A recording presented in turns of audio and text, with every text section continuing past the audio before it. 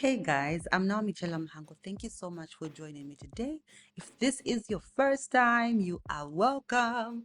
You have found us right in the middle of a series called Conversation Starters.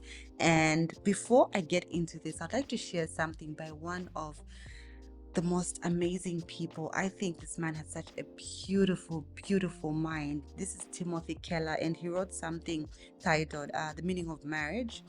Um, I'm not sure if this was taken out of a book that he wrote or this was just a quote, but it says, "To be loved but not known is comforting but superficial. To be known and not loved is our greatest fear. But to be fully known and truly loved is, well, a lot like being loved by God." So this is by Timothy Keller. And I really, really love this quote because one of the things that I want and desire is to be truly known and truly loved. And also for the people that I am building friendships and relationships with to feel the same, to feel known and feel loved. And this is one of the reasons why I honestly love having conversations. And so today I'm just going to be sharing just 3 conversation starters that I think you can use, and these are not just for couples. Honestly, I think this can work in a friendship, if you're trying to rebuild a friendship, if it's just someone you're trying to get to know. I think this would be amazing. So the first is whose company do you feel safest in? I think if you know me, you know this is a now me type of question. I think this question would be really great to ask because you get to know a lot of someone's vulnerabilities. You get to know what happened around. Why do you feel safe in that space? Why does that person make you feel so safe?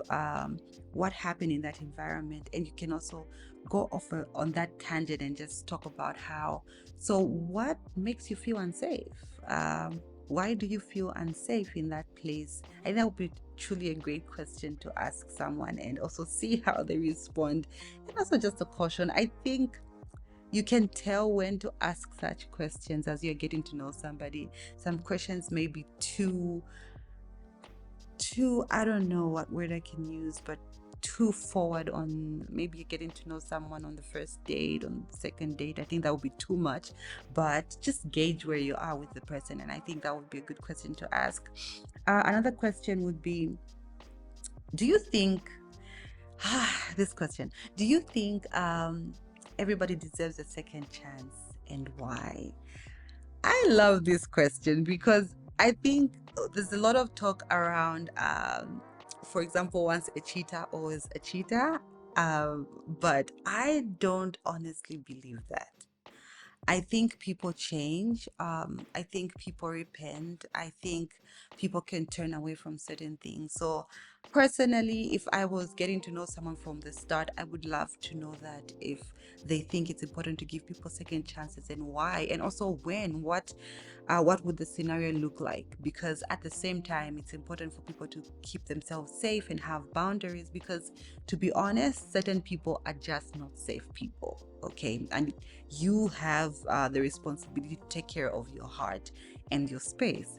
So with that, I would honestly want to ask somebody if they think it's important to give people second chances, because we do make mistakes, and a lot of people do learn from those mistakes. So what do you do in such situations? Because if you're building a friendship, trust me, the closer you get to somebody, the easier it is to step on their toes. That's what I've honestly found, especially in marriage. It's very easy to step on somebody's toes when you get closer and closer to them. So because of that, I think that would be such a great question to ask. Another question would be, what are the most important things for you in a relationship?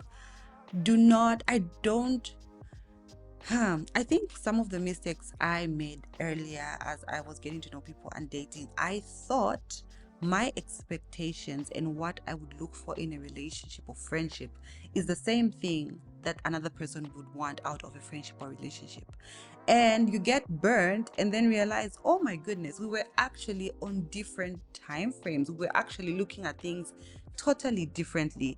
But it would be so amazing to understand, even from the get go, what do you want out of this friendship? What do you want out of this relationship? There's so many different ways you can ask this question. I'm honestly just giving the idea, of the question, but there's so many different and smart ways you can ask this question. Yeah, so I think that would be really great to know. It informs, even if somebody tells you, I'm looking for somebody who makes X amount of money, for example, in a relationship, it gives you a guide on, oh, what type of person is this? Or maybe somebody who says, oh, I want someone who is outgoing. I want somebody who's willing to go bungee jumping with me, who will do some skydiving and all that. And I know sometimes we grow into certain things, but these are just examples. I'm not saying that these are deal breakers, but I think it would be great to know what somebody wants out of a friendship, what somebody is looking for in a relationship, just so you don't get into something blindly, and is it something I'm willing to bring to the table, or is it something that I don't think I'm capable of bringing to the table? There's certain people who want to live around the world, for example. I think this is a great example, actually. There's people who are like, okay, so I want to be in a relationship with somebody who is willing to live around the world. Maybe they want to live 2 years in a particular country, then move to another country, or maybe their job requires that they do that. But imagine them getting married to somebody who just wants to live in one place. And not that it's a bad thing, but just that person is comfortable and wants that, and they don't want to travel around the world. So that would be a deal breaker. So it would be important to know what somebody wants and what they're looking for in a relationship. And yeah, that's that. So those were my conversation starters for this week. And if you like this video, please do not forget to give it a thumbs up. Do not forget to comment and subscribe to the channel. So thank you so much for joining me today. Please have a great week. Be kind to yourself, and I'll see you in the next video. Bye.